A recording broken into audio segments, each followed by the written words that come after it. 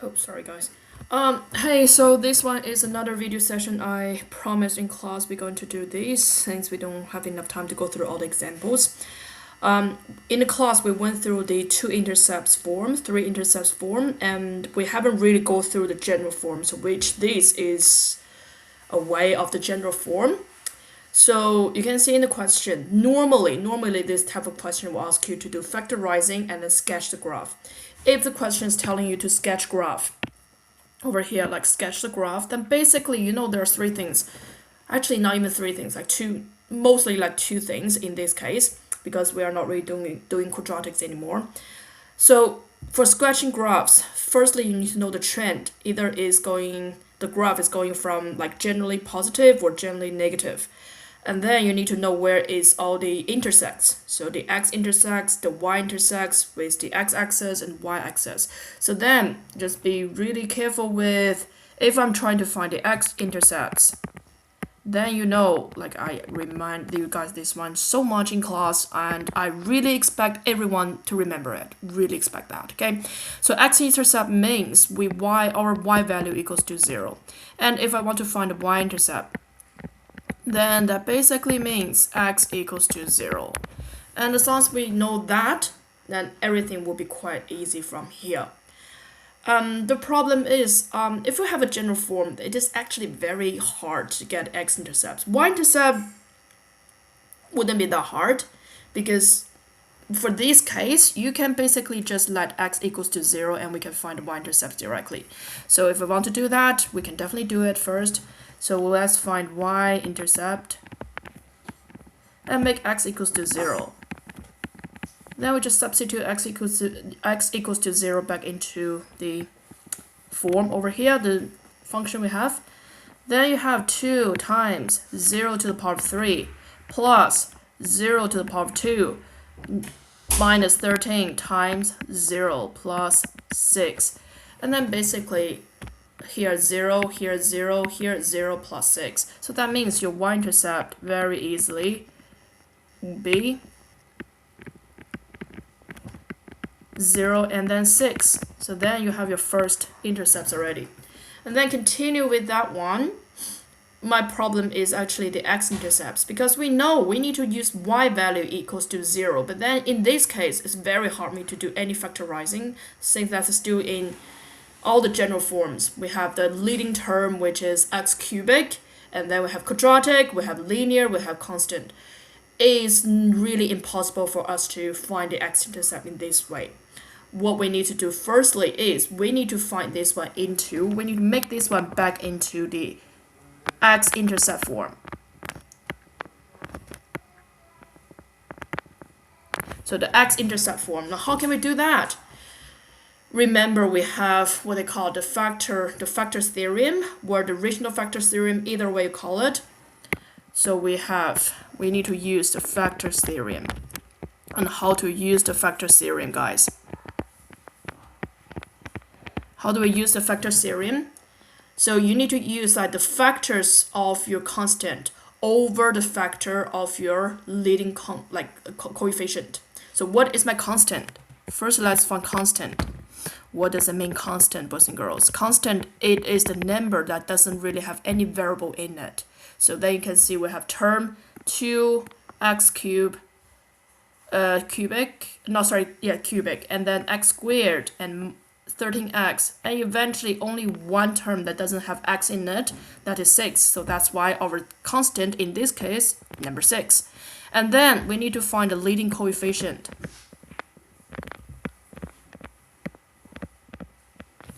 Sorry for my writing. My handwriting is terrible on screen because I don't really know why. It just keep delaying. So the leading constant in this case, you can see we have 2x cubed. So what is my highest power in this question? It's the cubic. So that is why the number in front of that term is my coefficient. It's my leading coefficient. So then I know my leading coefficient is number 2. That is not really what I'm looking for, because I'm looking for the number, and the whole theorem is called factor theorem. So I'm not just looking for the number and the leading coefficient and dividing them. That is not factor. And to be honest, that's only going to give me one factor. I need more than that. What if like the factor isn't working? So we need to have like more choices, and then we can start trying to see if that works for our factorizing here. So then what is the factor we can get for number 6? So we can definitely have 1, 6, 2, 3. Like all of them, like we can definitely put negative, positive, negative, positive. Like I'm not going to remind this one like again and again because it's actually quite easy to understand, right? So, and for leading coefficient, we have positive 1 or negative 1, positive 2 or negative 2. That is only 2 options. So then if you have your constant over the leading coefficient, if I have them over each other, then how many choices or how many combinations we can get? So that basically means over here. So 1 over 1, we have positive or negative 1. That is my first option. 6 over 1, that is over 6, like positive or negative over 6.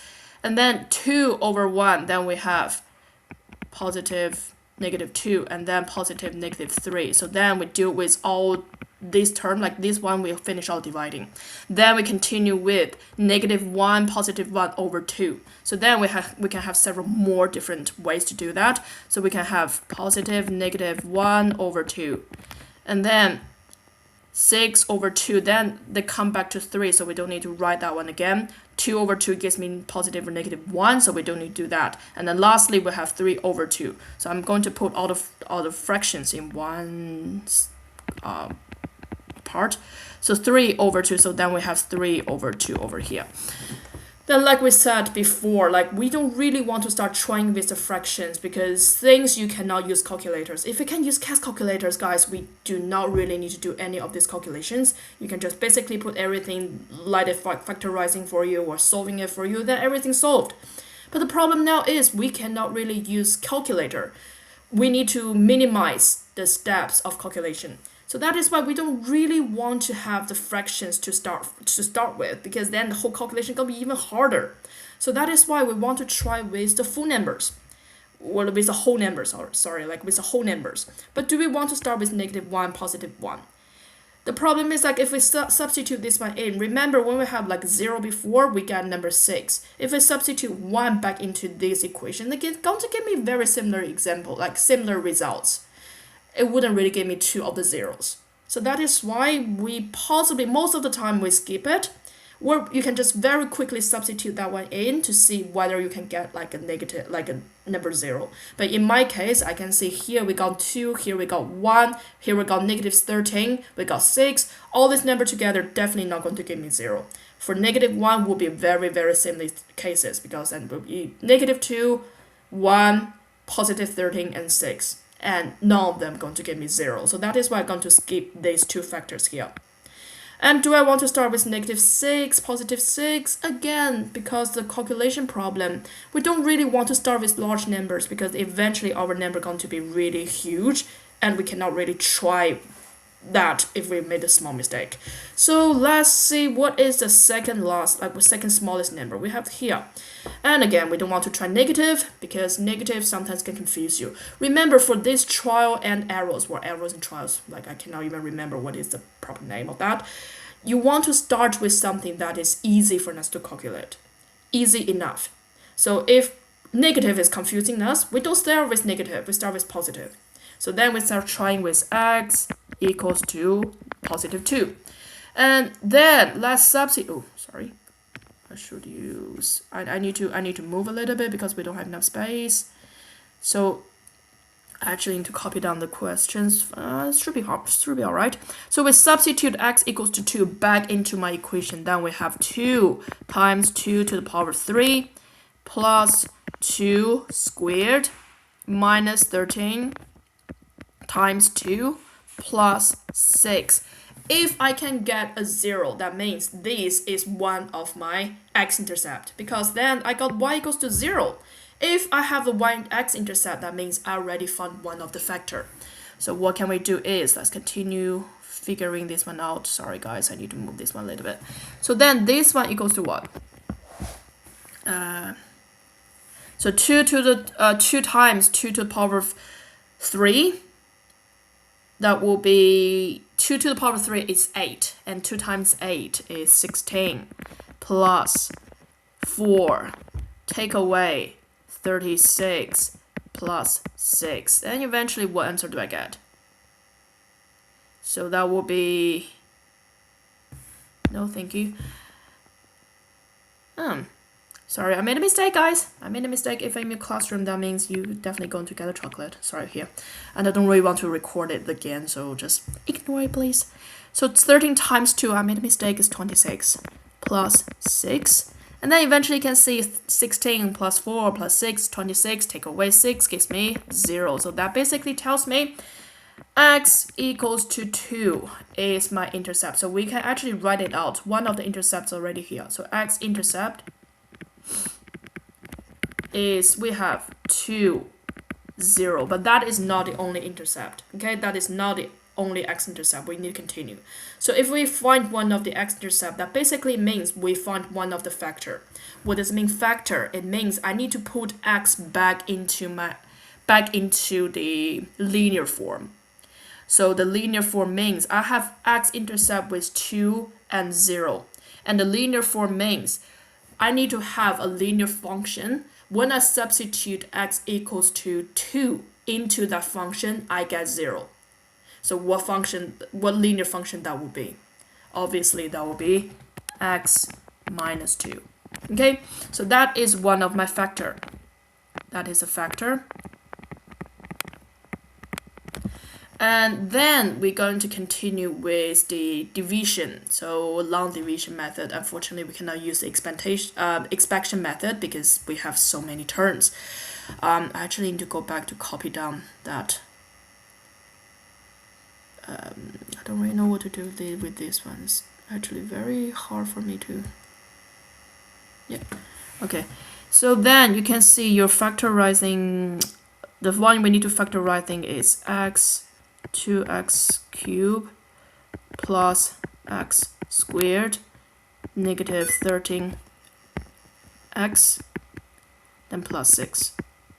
So that is the one we need to factorizing. Okay, now I can put it one back. And then how do we factorizing that? So I showed you how to do like long division method. But I don't really think many of you would like that method because that's actually very, very hard, right? So that is why we can actually use what we called the box method. I like the box method much, much better. It's much easier. So what do we actually need to do is, firstly, we need to start with the rows. How many rows we're going to have? How many columns we're going to have. Rows going to be, depends on how many terms we have there. So the terms we can see is x and then minus 2. So x negative 2, that is what we're writing down here first. And then start with the first term, which is my leading term. So my leading term is 2x cubic. So then in this case, what we actually will need is we use this one to divide x and then try to find what is the next factorizing we can have. And then from there, we can continuing with the factorizing.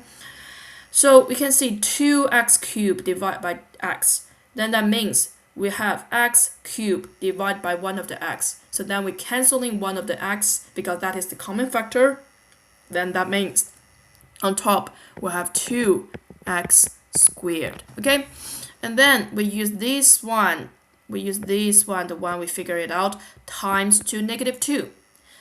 Then what we get is negative 4x squared. Then we finish my first column. And from here, you can see that is my quadratic. That is actually my squared, my quadratic in this question. But the quadratic in my original one is x squared. From negative 4x squared, make it to a positive x squared. What do I need to do?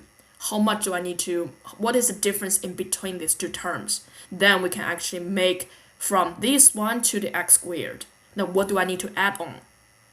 From a negative to a positive, that basically means I need to add in a number that is at least larger than negative 4. And how much larger than negative 4? Because I'm only going to make it back to positive 1. So that means I only need to add one more from this term. So that is why I'm adding 5x squared. I highly recommend you to put all the positive and negative sign in front when you do calculations, so that is not confusing any of us in either way, okay? Then we can continue with the divisions. So positive 5x squared divided by x will give me, very similarly, we're going to cancel one more x because that will be x squared over x. Then 2 of the x, canceling 1 of the x, then we'll have only 1 left. So we have a positive 5x. And then use this positive 5x times negative 2 gives me negative 10x. Then similarly, we're going to get this term. From negative 10x, I want to get the negative 13x. So this time, I'm not going to add in positive numbers because I'm making this value smaller than before. So that is why I'm going to take away a 3x. So take away 3x, negative 10, and plus a negative 3 gives me negative 13. So in this way. So negative 3x divided by x gives me negative 3, because now we don't have x anymore, so x and x we're canceling it. And lastly we have negative 3 times negative 2 and gives me a positive 6. So then you can see this positive 6 and the constant form, the constant number, which is the same. So that is why we're actually factorizing this in the correct way. So what we have over here now is x minus 2 times whatever is on the top, that is your quotient. That is what we actually finished with my long division, and that is the result I get. So we just basically put everything back into a bracket. So 2x squared plus 5x minus 3. All right. This one, how do we continue factorizing? Because this one still doesn't give me the x-intercept form, right? Well, I still need to continue factorizing this. So how do I factorizing that, guys? We need a positive 5, right? So how usually when we come to this step, they wouldn't really ask you to do any more further factorizing if you cannot do it easily.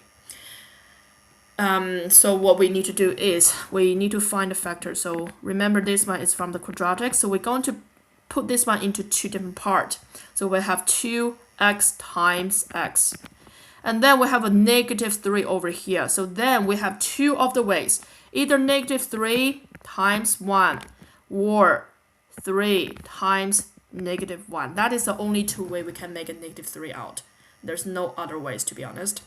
Then we can see which one can actually give me a positive 5. Which one? To be honest, none of them. So that means we made a mistake somewhere. But negative 3 only can make by negative 3 times 1. So that means the factors of negative 3 is not wrong. The wrong, like what we did wrong is the position of it. So if I actually swap that, no, that's not new resource here. So if we actually not putting negative 3 and 1, we make it into other order. We're making it into negative 1 and 3. Can we actually make a positive 5? It's possible because 2 times 3, oh, actually that one could make, yeah. Sorry, I'm so used to use a cross method, but if you already see that before, you can use 2x times 3 minus x, and great, you're better than me. So 2x times 3 gives me 6x. Negative 1 times x gives me negative x. And when I'm adding these two together, I have positive 5x in middle. So that is why I can see the factor we have is 2x plus 3x minus 1. And then the front, don't forget, we still have x minus 2 equals to y. So then you can see from here, we're factorizing everything into the way we need. So we have 1 x-intercept, 2 intercepts, 3 x-intercepts. So we make this one into 3 x-intercepts form. And then this time we can find the x-intercept for sure. And we find one already before is 2, 0. And then one, like this one is very easy. So x minus 1 equals to 0, x equals to 1. So here we have x equals to 1. Then my x-intercept will be 1, 0. And then lastly, 2x minus 3 gives me 0. So then this one equals to 0 means x equals to negative 3 over 2. So then we have negative 3 over 2. 0. And then don't forget your y-intercept before we calculate that. Hopefully we still remember it. If I don't, just put x equals to 0 and see what is the result. What did I do? Intercept. Then remember that one is 0 and 6. Okay, so now we have all the terms we need. We have the x-intercepts, we have the y-intercepts. Lastly is determine my leading coefficient, whether it's going to be positive or negative. Then we have like a general form, which is from top to bottom or from bottom to top. So generally positive or generally negative.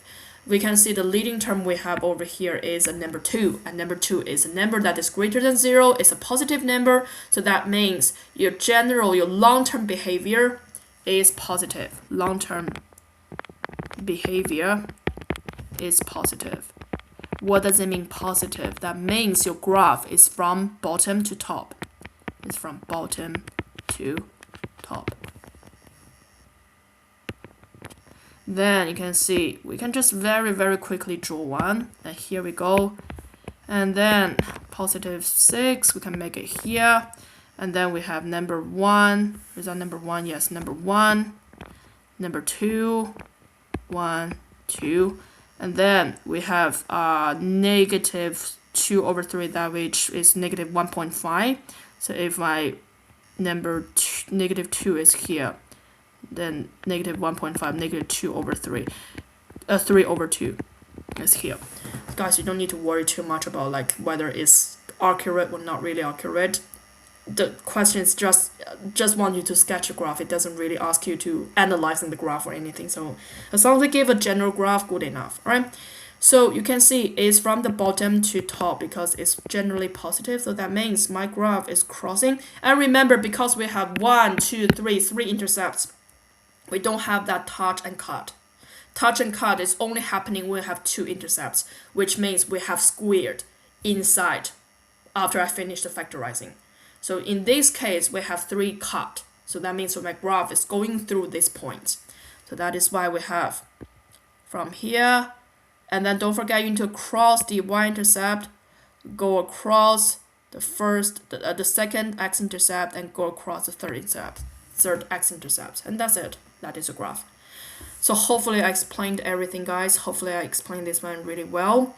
If you need to go through this video several times, please do that. I have no problem with that one. And I possibly going to make another video to show you another question, like I promised in class.